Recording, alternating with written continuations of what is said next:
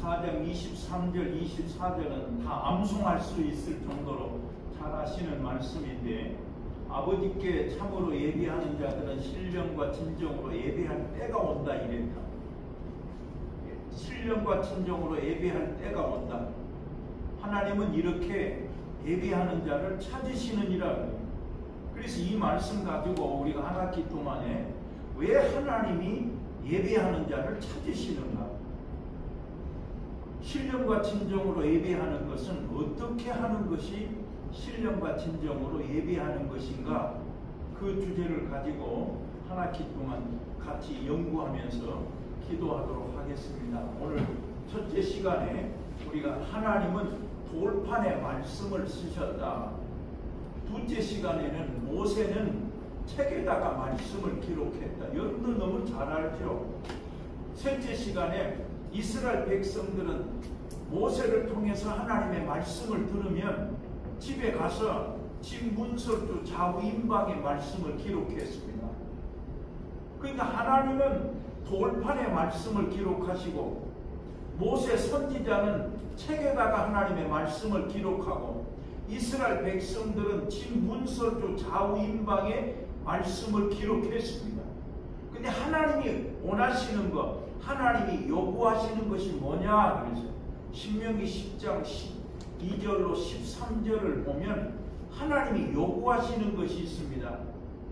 천지 만물을 창조하시고 만왕의 왕이신 하나님이 우리 사람을 창조하시고 나서 우리 인간에게, 하나님이 사람에게 하나님이 요구하는 것이 있다 이랬습니다. 하나님이 요구하시는 것은 하나님을 경외하여 모든 도를 행하고 그랬습니다. 신명기 10장 12절 13절 이스라엘아 여호와 하나님께서 요구하시는 것이 무엇이냐? 여호와를 경외하여 모든 도를 행하고 하나님을 사랑하고 마음과 성품과 힘을 다해서 여호와 하나님을 섬기고 여호와의 명령과 규례를 지킬 것이 아니냐 그랬다. 그래서 하나님이 요구하시는 것은 이 땅의 인간들이 하나님을 경외하는 것을 요구하신다. 우리가 보통 하나님을 경외한다 그러면 어떻게 생각합니까? 하나님을 경외하는 것은 어떻게 하는 것이 하나님을 경외하는 것인가?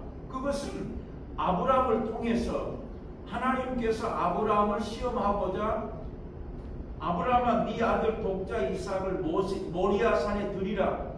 독자 이삭을 하나님 앞에 제물로 드릴 때에 여호와 하나님께서 아브라함아 네가 이제야 여호와를 경외한 줄 알았노라라고 말씀했습니다.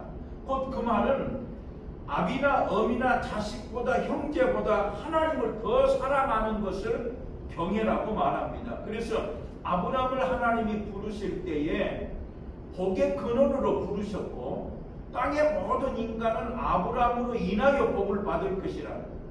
그러니까 우리가 땅에서 하나님이 주신 복을 받으려면 하나님을 경외해야 되는데 어떻게 하는 것이 하나님을 경외하는 것이냐?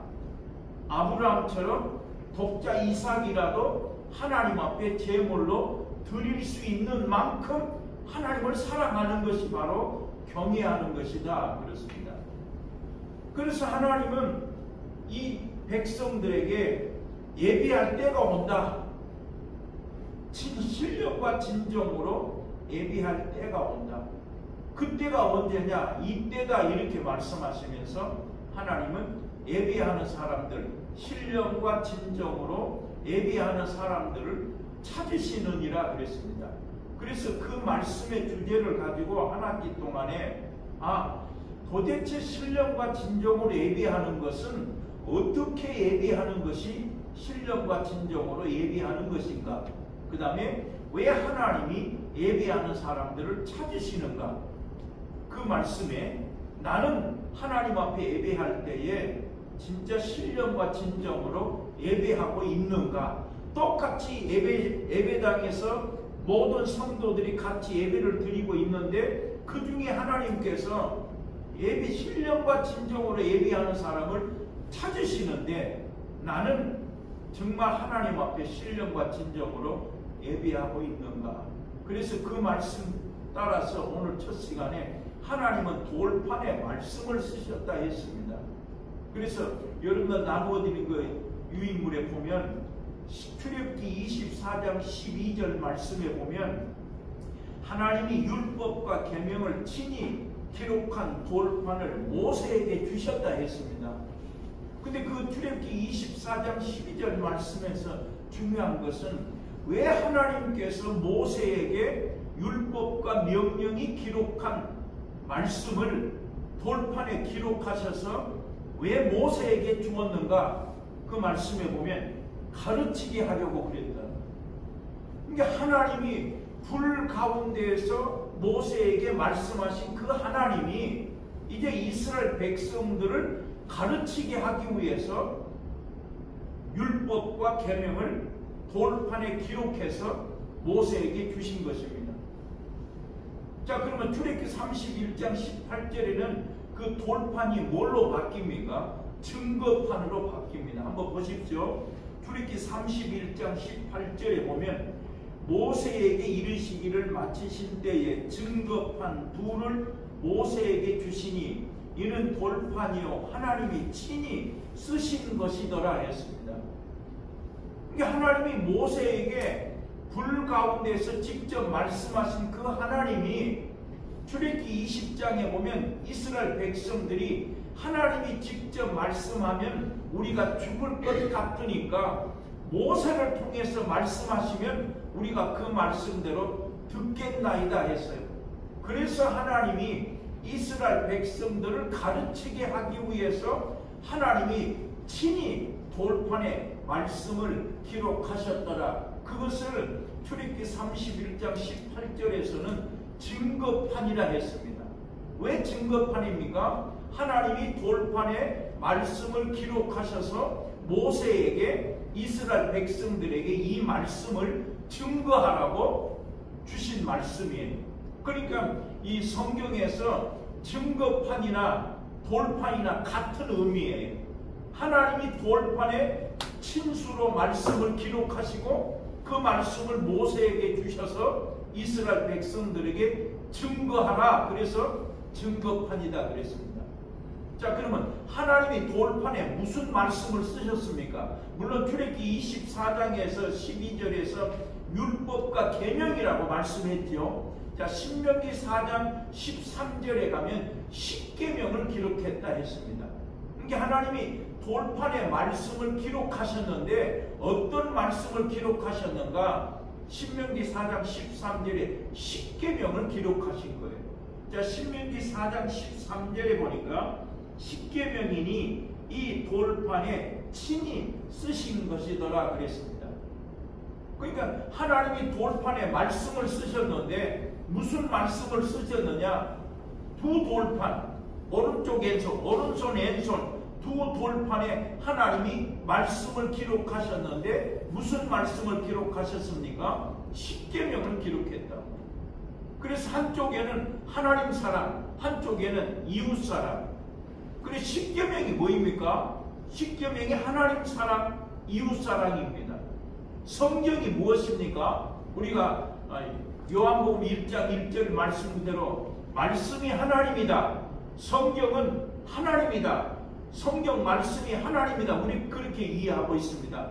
맞는 말씀이지만 성경은 십계명을 이스라엘 백성들에게 알아듣기 쉽게 가르치라고 설명해 놓은 거예요. 우리 성경 66권이지만 우리가 다른 책보다 성경이 두껍지만 이 성경이 뭐냐? 십계명을 이스라엘 백성들에게 가르치라고 십계명을 설명하는 것이 성경이에요. 우리가 또 혹자는 볼 때에 십계명 강해 이렇게 말하기도 하는데 성경 자체가 십계명 강해예요. 그래서 하나님이 십계명을 오른손에는 하나님을 사랑하라, 왼손에는 이웃을 사랑하라, 이 10가지의 계명을 두 돌판에 친히 쓰셔서 모세에게 이스라엘 백성들에게 가르치라고 증거하라고 설명하신 겁니다. 그래서 그 신명기 그 4장 13절의 십계명을 돌판에 기록하셨다 했지만 딱 두 군데 신명기 10장 4절 말씀에서도 하나님이 10계명을 돌판에 기록하셨더라 그렇게 기록했습니다. 그래서 신명기 4장에 보면 거기에도 하나님께서 총의 날에 산 위의 불 가운데에서 너희에게 이르신 10계명을 처음과 같이 그 판에 쓰시고 그것을 내게 주셨다 했습니다.